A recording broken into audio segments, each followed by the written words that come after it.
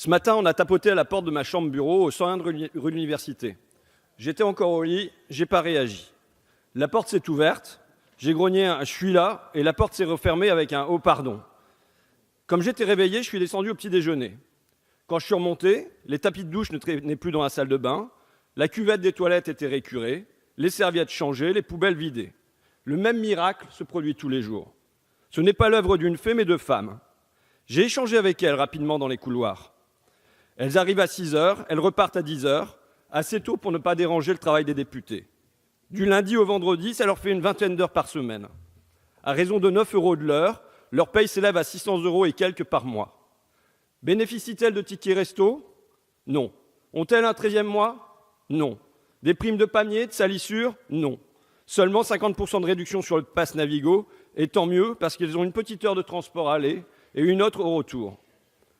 Ce pupitre ciré ici, c'est elle. Les cuivres listrés, c'est encore elle. Les marbres luisants, c'est toujours elle.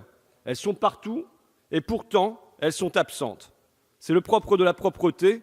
Elles ne laissent pas de traces. Leur travail est invisible. D'autant qu'on s'applique à les rendre, elles aussi, invisibles. Elles viennent ici tôt le matin, je l'ai dit, en horaire décalé, pour nous éviter de les croiser et peut-être pour nous épargner la honte. Car comment n'aurions-nous pas honte? Honte de se fausser. Sous le même toit, dans la même maison, elles sont payées 10 fois moins que nous, avec toutes des temps partiels contraints, toutes le salaire minimum, toutes sous le seuil de pauvreté. Notre Parlement, plein de raisonnement et de bons sentiments, s'accommode fort bien de cette injustice de proximité. Je mentionne ça parce que c'est sous nos pieds, sous notre nez. Je le mentionne également parce que c'est à l'image de la France. Toutes les entreprises, toutes les institutions, les universités, les régions, les lycées maintenant, les collèges, les hôpitaux, les gares externalisent leur entretien. Ça fait moderne externaliser. Ça fait des économies surtout. Ça signifie que silencieusement, au fil des décennies, à travers le pays, des milliers de femmes, et à vrai dire des centaines de milliers de femmes, ont été poussées vers la précarité, vers des horaires coupés, vers des payes au rabais. Je le mentionne enfin parce que ça vaut pour le ménage, mais au-delà aussi. Ça marche pareil pour les AVS, auxiliaires de vie sociale et auxiliaires de vie scolaire, pour les assistantes de maternelle, pour les emplois à domicile en tout genre, pour toutes celles, des femmes le plus souvent, pour toutes celles qui s'occupent de nos enfants, des personnes âgées ou handicapées, quand ce travail n'est pas purement et simplement gratuit dans la sphère familiale, compté pour 0 dans un PIB aveugle. Vous savez, j'entends volontiers parler ici, dans cet hémicycle ailleurs, d'une société de service. Et chaque fois, ça nous est vanté avec gourmandise, comme une promesse de bonheur. Forcément, nous sommes du côté des servis. Servis ici, à l'Assemblée et aux petits oignons, servis dans les hôtels, servis dans les supérettes, servis jusque chez nous par des nounous. Méfions-nous. Méfions-nous que cette société de service ne soit pas une société de servitude, avec le retour des serfs et des servantes, des boniches, mais sous un nouveau visage, sous un autre nom, plus moderne, plus acceptable, et qui nous laisse à nous la conscience en paix.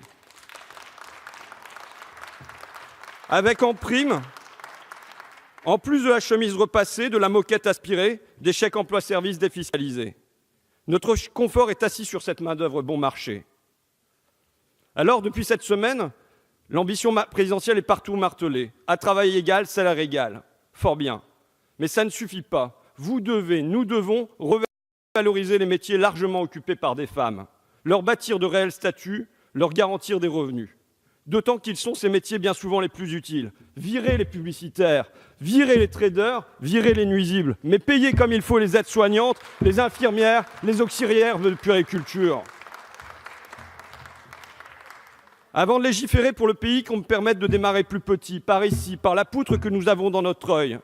Puisque ce mène, nous dit-on, une grande réforme de notre Assemblée, qu'on ne les néglige pas, ces femmes de ménage, qu'on les intègre au personnel, qu'elles bénéficient de temps complet et de primes et de 13e mois, qu'elles ne touchent pas, sans doute, nos salaires de parlementaires, oublions l'égalité, mais qu'elles gagnent un revenu décent, digne d'elles et digne de nous, qu'elles passent au-dessus du SMIC et du seuil de pauvreté.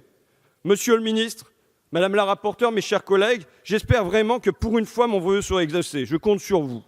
Ou alors, je vois une autre option. Dans Tenue de soirée, Jean-Pierre Mariel demande « Vous savez à quoi on reconnaît un riche?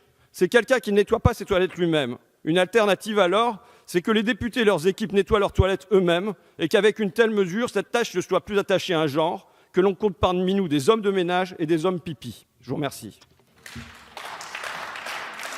Merci, chers collègues.